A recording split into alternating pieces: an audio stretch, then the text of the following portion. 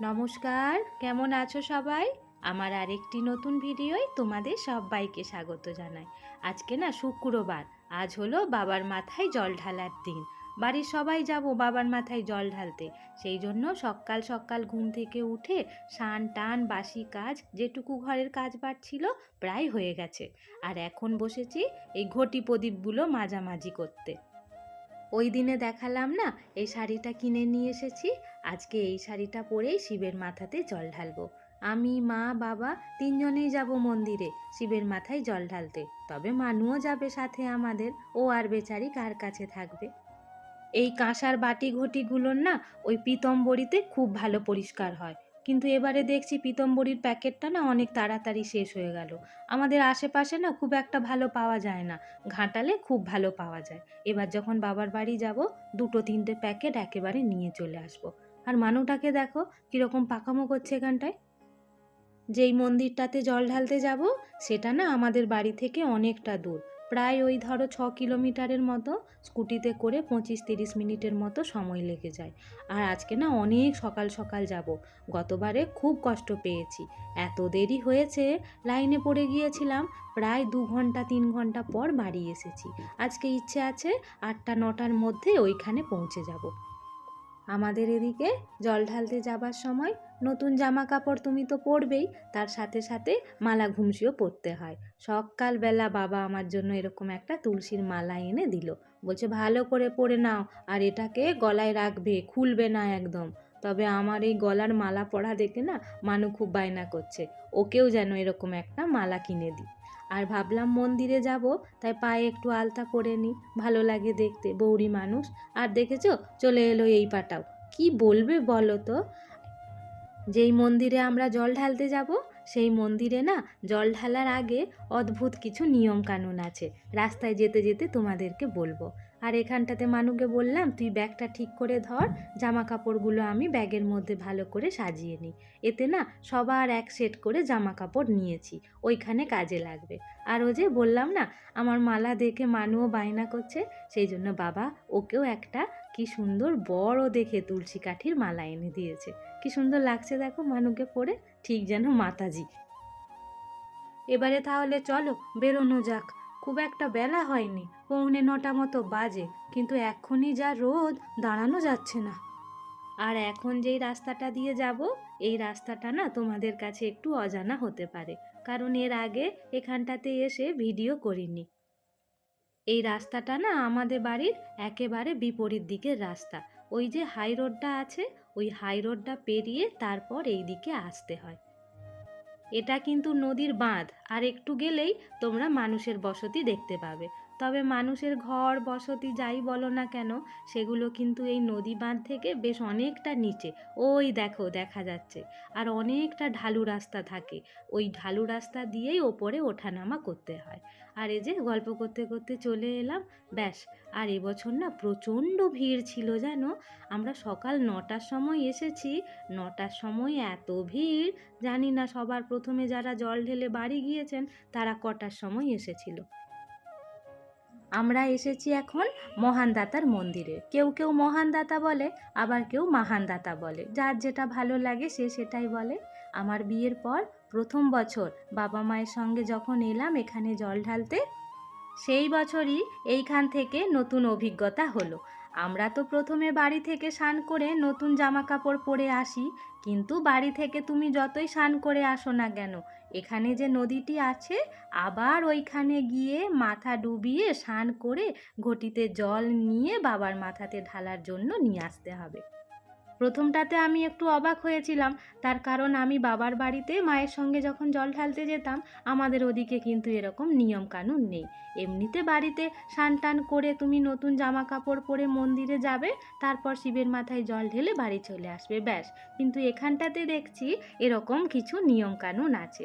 আবার শুধু তাই নয়, ঘটিটি মাথায় করে নিয়ে তুমি যখন নদী থেকে উঠে আসবে, যতক্ষণ না বাবার মাথাতে তুমি জলটি ঢালছো মুখটি কিন্তু একেবারে বন্ধ থাকবে, কোনো রকম কথা বলা যাবে না।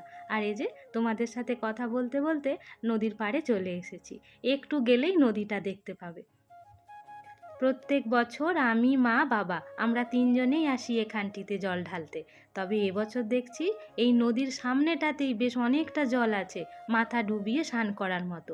অন্যান্য বারে না এতটা জল থাকে না, অনেকটা দূরে যেতে হয় জল আনার জন্য। আর এখানটাতে দেখেছো কত লাইন। আর আমরা না ওই 9:30 নাগাদ লাইনে দাঁড়িয়েছিলাম, আর ভোলে বাবার সঙ্গে দেখা হয়েছে প্রায় ওই 12:30 নাগাদ, মানে ধরো 3 ঘন্টা পর। আর কি পরিমাণ রোদ ছিল জানো। এমনিতেই ভিড় হয় এই দিনটাতে, তবে এবছর দেখছি ভিড়টা যেন অনেকটাই বেশি, একেবারে দাঁড়ানো যাচ্ছিল না।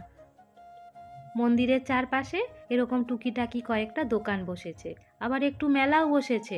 ভাবলাম একটু ঘুরে দেখব, কিন্তু এমনিতেই সারাদিন খাওয়া নেই দাওয়া নেই, তারপর আবার মানুটাকে নিয়ে গিয়েছি, আর ঘুরে দেখা হলো না।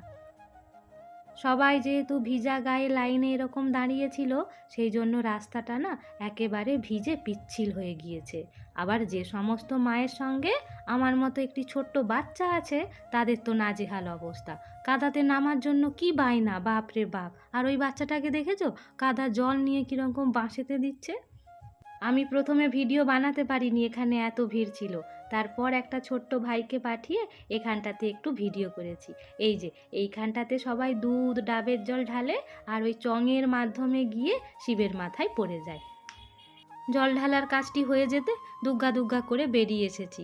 কিন্তু বাইরে বেরিয়ে বাপরে বাপ, আমরা যে সময় এসেছিলাম সে সময় তো তবু অনেক কম ভিড় ছিল, কিন্তু এই 12টা 12:30টার পর এত পরিমাণে মানুষজনের ভিড়। গত বছর যখন জল ঢালতে এসেছিলাম, তখন না সবাই একটা বড় সমস্যার সম্মুখীন হয়েছিলাম। এই যে এই পিচটার ওপরে একদম দাঁড়ানো যাচ্ছিল না, এত পরিমাণে গরম হয়ে গিয়েছিল, কোনো অবস্থাতেই পা রাখা যাচ্ছিল না। কিন্তু এবছর দেখছি এখানকার মানুষরা বেশ খড় বিছিয়ে তার ওপরে জল ছিটিয়ে দিয়েছে, তবু তুলনামূলক একটু স্বস্তি পাওয়া যায়। এখানে এসে না আমার এক বান্ধবীর সঙ্গে দেখা হয়েছিল, কিন্তু কথা বলতে পারিনি। ওই যে নদী থেকে যখন ঘটিটাতে জল উঠিয়ে নিয়ে আসছিলাম, তখনই দেখা হয়েছে। ওই সময় যে কথা বলতে নেই, সেই জন্য হাত নেড়ে ওকে বুঝিয়ে দিলাম যে আমি তোকে চিনতে পেরেছি। আর এই দেখো, খড় বিছিয়ে কি সুন্দর জল দিয়ে দিয়েছে, তবু কিছুটা সময়ের জন্য স্বস্তি পাওয়া যাবে। আজ তো বিশেষ কিছু খাওয়া যাবে না, একটা করে আইসক্রিম খেতে খেতে সবাই মিলে বাড়ি চলে এসেছি। আর এই যে হাই রোডটা ক্রস করে তারপর আমাদের বাড়ির দিকে যেতে হয়। আর এটাও না ওই নদীর বাঁধ। আমাদের বাড়ি আসতে আসতে প্রায় ওই দুপুর 1:30-2টো মতো বেজে গিয়েছিল। রাস্তাটা একেবারে নিস্তব্ধ, আর এত খিদে পাচ্ছিল, সাবুটা যদি ভিজিয়ে যেতাম ভালো হতো, ফিরে এসে খেতে পারতাম। কিন্তু কার আর মনে আছে, হাজার কাজের ভিড়ে ভুলে গেছি। বেশিক্ষণ সময় লাগবে না, ওই মিনিট 15-20 মতো সময় দিলেই এটা একেবারে ভিজে যাবে। আবার আমাদের এদিকে জানো তো, পাকের জিনিস মানে আগুনের তৈরি জিনিসপত্র খাওয়া যাবে না। এরকম সাবু, ফল, চিঁড়া, নারকল এইসব কিন্তু খেয়েই তোমাকে আজকের দিনটি কাটাতে হবে। আবার আমার বাপের ঘরের ওইদিকে নিরামিষ খাওয়া দাওয়া সবাই করে, মানে রুটি, সুজি, পরোটা, নিরামিষ ঘুগনি, সাবুর পায়েস, এই সমস্ত খাবার দাবার ওনারা সবাই খায়। কি আর করা যাবে, যেখানে যেরকম নিয়ম কানুন। বেশ অনেকটা জল দিয়ে সাবুটাকে ভিজিয়ে ঢেকে রেখে এসেছি। আর এইদিকে এই নারকোলটাকে ফাটিয়ে কুড়ে নেব। বাবা না এই হাটে 2টো নারকোল নিয়ে এসেছে, জল নড়েনি, ভাবছিলাম হয়তো খারাপ হলেও হতে পারে, তারপরে দেখলাম না, ভালো আছে। আমাদের বাড়িতে কেউ যদি নারকোল ফাটায়, মানুষ চোখে যদি সেটা পড়ে, বাটি থালা কাঁসি যেখানে যা পাবে অমনি নিয়ে এসে হাজির করে দেবে, নারকোলের জলটা খাবে বলে। কিন্তু এই নারকোলটার ভেতরে না একটুও জল ছিল না। এই যে আমাকে বলছে, মা জল কোথায় গেল? আমি বলছি, বাবা জল তো নেই, নারকোলটা কুড়ে তোকে নারকোলটা দেবো। বেশ মিষ্টি ছিল নারকোলটা। এই নারকোলটা দিয়ে সাবু ভিজিয়ে সাবুটা খেয়ে শুয়ে পড়েছি। মানুও আজকে সাবুই খেয়েছে। দুপুরবেলা না আর রোদে এসে ওর জন্য খাবার বানাতে একটুও ইচ্ছে করেনি। সন্ধেবেলা ওকে কিছু একটা বানিয়ে দেবো। আর এখানে না কত জল দিয়ে গিয়েছিলাম, প্রায় 3 গ্লাসের মতো। এসে দেখি সব জল সাবু শুষে নিয়েছে। এবারে চলো সবাইকে অল্প অল্প করে একটু সাবু, অল্প একটু কলা, দুধ আর নারকল এটা মাখিয়ে দিয়ে দিই, আর আমিও একটু খেয়ে নিই। যেই সব দিনগুলোতে না উপোস করি, আমার মনে হয় ওই দিনগুলোনে খিদে যেন একটু বেশিই পায়। এমনিতে সকাল থেকে না 6 ঘন্টা 8 ঘন্টা না খেয়ে কাটিয়ে দিই, খিদেই পায় না। কিন্তু এই উপোসের দিনগুলো নেই, দেখে দেখে খিদের পরিমাণটা যেন আরও বেড়ে যায়। এবার চলো মানুকেও একটু খাইয়ে দিই আর আমিও একটু খেয়ে নিই। ভিডিওটা কেমন লাগলো জানিও। আজকের মতো টাটা।